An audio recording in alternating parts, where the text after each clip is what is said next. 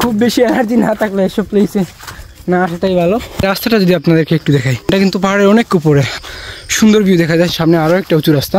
এই যে একবার ক্লান্ত হচ্ছি, আবার এই প্রকৃতি দেখে সেই ক্লান্তিটা ভুলে গিয়ে আমরা আবার পাহাড়ের দিকে যাচ্ছি। একদম পাহাড়ের উপরে একটা স্থল জায়গা পেয়েছে, এখান থেকে ইন্ডিয়ার যে বস্তুগুলো দেখা যায় এই যে ঠিক সামনে। হ্যালো এভরিওয়ান, আসসালামু আলাইকুম, I am Shahadat Hossain Rahat and welcome to another new blog. So এই মুহূর্তে আমি আছি সিলেটের জৈন্তাপুর উপজেলায় অবস্থিত ইয়াংরাজার পাহাড়ে। আর আজকের এই ভিডিওতে আমি ইয়াংরাজার পাহাড়ের প্রাকৃতিক সৌন্দর্য আপনাদের মাঝে তুলে ধরার চেষ্টা করব। এটা হচ্ছে অনেক উঁচু একটা পাহাড়। আমরা বর্তমানে পাহাড়ের রাস্তায় আছি, এই যে সামনে রাস্তা। সো আরও অনেক উপরে আমাদের উঠতে হবে। আমি যদি দেখাই এখান থেকে কতটা উঁচু, এই যে আমার ঠিক সামনে দেখতে পাচ্ছেন পাহাড়, এতদূর পর্যন্ত উঠতে হবে। আর এই হচ্ছে পাহাড়ি রাস্তা। যদি এখনও একটু নিচু দেখা যাচ্ছে, কিন্তু যত সামনে যাব আমরা কিন্তু রাস্তা ততই উপরের দিকে উঁচু থাকবে। আমরা পাহাড়ের 3 ভাগের 1 অংশ উঠে গেছি, আর সামনে আরও 2 অংশ বাকি আছে পাহাড়ে উঠার।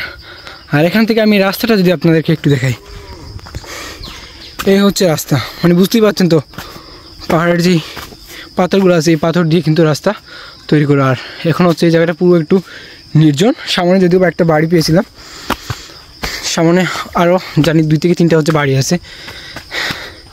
দেখা যাক সামনে থেকে কীরকম দেখা যায় পাহাড়টাকে। আর একদম শেষ প্রান্তে, অর্থাৎ পাহাড়ের একদম উপরে ওঠার পরে আমরা একদম ভারতের যে মেঘালয় রাজ্যের যে খাসিয়া পল্লীগুলো, এগুলো কিন্তু খুব ক্লিয়ারলি দেখা যায়। সেটা পাহাড়ের উপরে গেলে আমরা দেখতে পারবো। এখানে এখন যেহেতু মানুষজন বসবাস করে, যার জন্য অনেক ফল এখানে চাষ করা হয়। যেমন সামনে দেখতে পাচ্ছেন, পাহাড়ে ওঠার পরে কিন্তু দেখতে পাচ্ছেন এখানে আরেকটা বাড়ি আছে। এটা কিন্তু পাহাড়ের অনেক উপরে। আর এখানে গরু আছে, গোয়ালে ঘাস দেওয়া হচ্ছে গরুকে। যেহেতু কতটা উপরে আছে বাড়িটা আমি যদি একটু দেখাই আপনাদের, তাহলে বুঝতে পারবেন। আর আমরা কোথায়, এখানটায় আমাদের আরও সামনে যেতে হবে। দেন পাহাড়ের মেইন যে ভিউটা সেটা আমরা দেখতে পাবো। সামনে দেখা যাচ্ছে সবুজ যাচ্ছে। আর এখানে আছি আমি।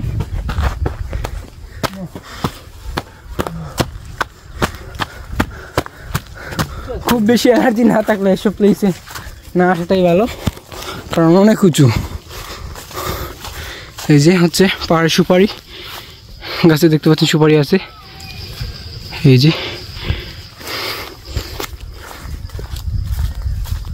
আজ থেকে 4 থেকে 5 বছর আগে আনুমানিক আমি এই জায়গায় আসছিলাম এবং একটা ভিডিও করেছিলাম। সেটা আমার ইউটিউব চ্যানেলে আছে, তাহলে সেটা আপনারা দেখতে পারেন। আর এখন আসলাম, তেমন একটা পরিবর্তন লক্ষ্য করিনি, তবে ফসল যেগুলো সেগুলো কিন্তু আরও অনেক বেশি, সেটা দেখতে পাচ্ছি। আর এই রাস্তা দেখতে পাচ্ছেন, সামনে আরও একটা উঁচু রাস্তা। আর সবচেয়ে ভালো যে দিকটা হলো সেটা এই পাহাড়ের উঁচু জায়গাও কিন্তু বিদ্যুৎ আছে। এই যে সামনে বিদ্যুতের তার দেখতে পাচ্ছেন।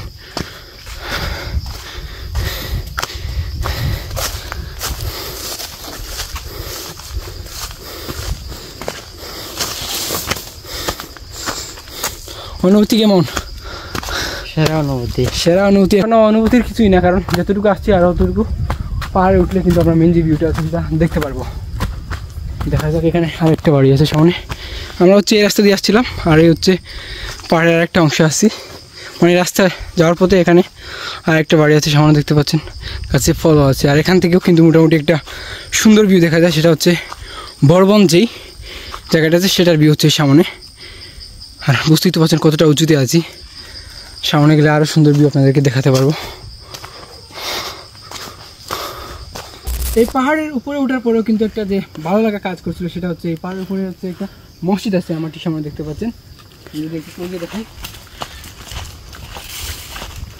এই যে মসজিদ। আর এটা এই পাহাড়ের এখানে কতটা পরিবার আছে জানি না, যদিও আমি নিচ থেকে উপর পর্যন্ত এখন পর্যন্ত যতগুলো জায়গা আসছি মানে হেঁটে, এখানে 3-4টা পরিবার দেখছিলাম। উপরে দেখা যাক আরও আছে কিনা পরিবার। আর এখানে দেখতে পাচ্ছেন একটা মসজিদ, আলহামদুলিল্লাহ, এটা দেখে অনেক ভালো লাগলো। আর এই সামনে দেখতে পাচ্ছেন একটা ছোট্ট গাছে কিন্তু সুপারি আছে। গাছটা কতটুকু হবে সেটা আপনারা জিজ্ঞেস করেন।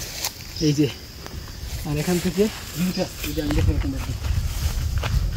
এই যে ভিউটা, যতটুকু জায়গা যাচ্ছি আমরা একবার ক্লান্ত হচ্ছি, আবার এই প্রকৃতি দেখে সেই ক্লান্তিটা ভুলে গিয়ে আমরা আবার পাহাড়ের দিকে যাচ্ছি।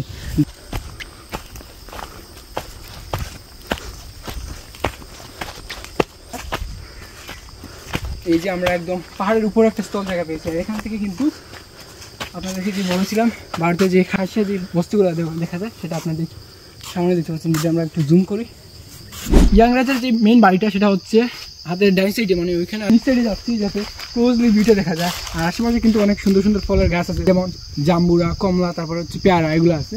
আর এখান থেকে খুব ক্লোজলি দেখা যায়, এই জায়গাটা একদম ক্লোজলি দেখা যায়, যার জন্য আমরা এই নিচ সাইডে আসছি পাহাড়ের উপর থেকে।